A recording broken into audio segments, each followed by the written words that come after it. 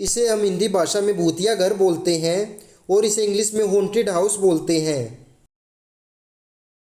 इसे हम हिंदी भाषा में भूतिया जगह बोलते हैं और इसे इंग्लिश में हॉन्टेड प्लेस बोलते हैं। इसे हम हिंदी भाषा में अलौकिक बोलते हैं और इसे इंग्लिश में सुपर नेचुरल बोलते हैं। इसे हम हिंदी भाषा में खोपड़ी बोलते हैं और इसे इंग्लिश में स्कल बोलते हैं। इसे हम हिंदी भाषा में कंकाल बोलते हैं और इसे इंग्लिश में स्केलेटन बोलते हैं। इसे हम हिंदी भाषा में परछाई या साया बोलते हैं और इसे इंग्लिश में शैडो बोलते हैं।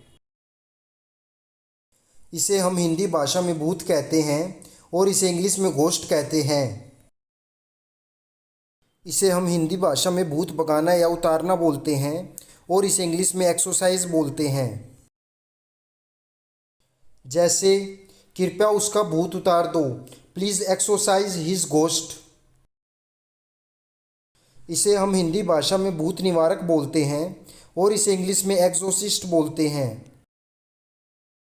इसे हम हिंदी भाषा में रोंगटे खड़े होना बोलते हैं और इसे इंग्लिश में गेट गूज बम्प्स बोलते हैं। जैसे डर के कारण मेरे रोंगटे खड़े हो गए, due to fear I got goose bumps. इसे हम हिंदी भाषा में कांपना बोलते हैं और इसे इंग्लिश में ट्रेम्बल बोलते हैं। जैसे वह डर के कारण कांप रही थी, she was trembling with fear. इसे हम हिंदी भाषा में किसी को डराना बोलते हैं और इसे इंग्लिश में स्केयर बोलते हैं। जैसे मैं तुम्हें डराना नहीं चाहता था, I did not want to scare you. इसे हम हिंदी भाषा में डरना बोलते हैं और इसे इंग्लिश में फियर बोलते हैं। जैसे हमें किसी चीज़ से डरना नहीं चाहिए, we should not fear anything. इसे हम हिंदी भाषा में डरावना बोलते हैं और इसे इंग्लिश में स्कैरी बोलते हैं। जैसे यह जगह बहुत डरावनी है, this place is very scary. इसे हम हिंदी भाषा में आत्मा बोलते हैं और इसे इंग्लिश में स्पिरिट बोलते हैं। इसे हम हिंदी भाषा में प्रेत बोलते हैं और इसे इंग्लिश में फैंटम बोलते हैं।